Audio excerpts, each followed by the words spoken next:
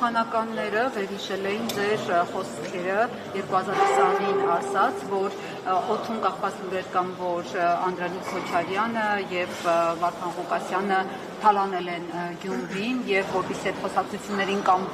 վերջնականոնապես վերջ դրվի, պետք է կամ հանձնաժողով ստեղծի կամ ինչ-որ կերպ հերկվի այդ ամենը։ Հիմա դուք ավականու անդամ եք, պատրաստվում եք նման հանձնաժողով ստեղծել։ Ես չգիտեմ գործառույթը ունի ավականին նման գործառույթ ունի թե չէ, ինչ ասել եմ շարունակում եմ պնդել, որ եթե կան օդում կախված լուրեր, կախված Անդրանիկ Քոչարյանի հետ, պարոն Ղուկասյանի հետ, ու 7 տարի իշխանության տվյալ ուժն է ու ոչ մի բան տեղի չի ունենում, կամ կարծեմ հենց այդպես էլ ասել եմ, կամ ստեղծեք հանձնաժողով, բացահայտեք այդ ամեն ինչը, կամ մեկընդմիշտ դադարեցրեք այդ խոսակցությունը, որովհետև 7 տարի անընդհատ խոսել մեկի կամ մյուսի թալանի մասին ու չտալ այդ խոսակցություններին շոշափելի ընթացք, դա որտեղ ընտրությունների արդյունքում ոչ մեկ 50%-ից ավել ձայն չի հավաքել եւ Վարդան Ղուկասյանն էլ ընդդիմությունը ունի 19 մանդատ, չէ՞, այսինքն մեծամասնությունը մանդատների պատկանում է ընդդիմության։ Հիմա այն 17,000 ձայն տված գյումրեցիները գյումրեցի են, իսկ այն մնացած ձայն տվածները գյումրեցի չեն։ Ըստ այդմ Գյումրիում հաղթեց վստահաբար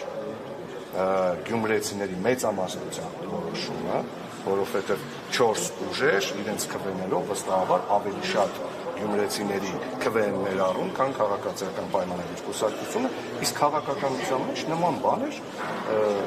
ոչ թե լինում են, այլ օրինաչափ են։ Մարտուն Գրիգորյանին ընտրել էին նրանք, ովքեր դեմ էին Վարդան Ղուկասյանին եւ հակառակը։ Կներեք, դուք բոլոր 7000-ին Մարտուն Գրիգորյանին ձայն տվածներին հարցրել եք անիջը, որ հենց դրա համար կներեք, արդյոք դուք բոլոր 7000-ի փոխարեն կարող եք նման պնդում անել։ Ես նման պնդում չի անի, որովհետև պարոն Ղուկասյան, կարծում եմ, որ պարոն Գրիգորյանը իր ընտրողների հետ հարաբերվելու ոչ մի տեսակի խնդիր չունի, ու եթե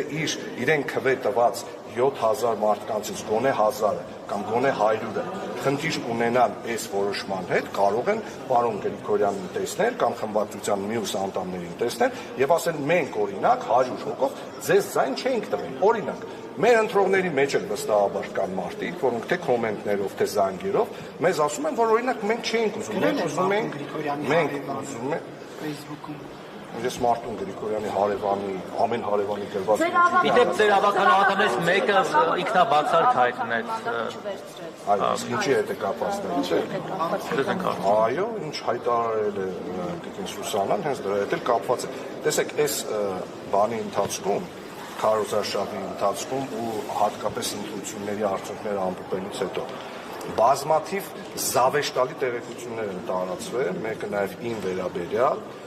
իմ որոշման հետ կապված ձևակերպումներ են տվել, որոնց էլ եմ ասում, ես այդ ձևակերպումների հետ հաշ չեմ ուղղակի այդ ձևակերպումները հղողներին,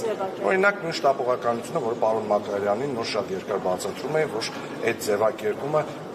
նվազագույնը հասկանալի ձևակերպում չի։ Չկա օրենքով սահմանված ողջամիտ ժամկետ հասկացողություն, որի արդյունքում եթե դու հայտարարում ես, դու շտապել ես, իսկ եթե չես հայտարարում, դու դանդաղել ես, որովհետև նորից կրկնում եմ, որ ընդդիմության 4 թեկնածուները նստած չեն եղել բանակցային սեղանի շուրջ, քննարկում ծավալված չի եղել, այդ քննարկումը ծավալված չի եղել ոչ ընտրություններից առաջ, ոչ առավել ևս ընտրություններին հաջորդող մի քանի ժամվա ընթացքում։ Հենց այդ պատճառով էլ պարոն Սիմոնյանը կարծում եմ առաջինը հայտարարեց այն, ինչ որ հայտարարեց։ Պարոն Մխիթարյան, այդ ինչ չեք բացատրում, հանրության եք բացատրում, որտեղ պարոն Գրիգորյանը հանրության համար արել է։ Դուք ձեր կողմից ձևակերպումներ եք անում պարոն Մակարյան կախված առավոտյան սուրճ եւ դրա համար։ Ինչ վատ է։ Վիրավորական չէ կարծում եմ։ Ես սուրճ առավոտ։ Պատկերավոր է։ Ցերեկներն ես գտնում ձեր պատկերավոր բացատրություն։ Շատ լավ, հիմա մի բան։ Պարոն ապես քաղաքացիական պայմանների կուսակցության անցուդարձի հետ կապված ինչ կանվանեիք։ Չհասկացա։ Եթե երկ գրեիք, այս անցուդարձի հետ կապված։ Կա այդ երկը վաղուց կա դեռ հայ պրոջեկտն է էլի։ Որ տեսար ինչ եղավ։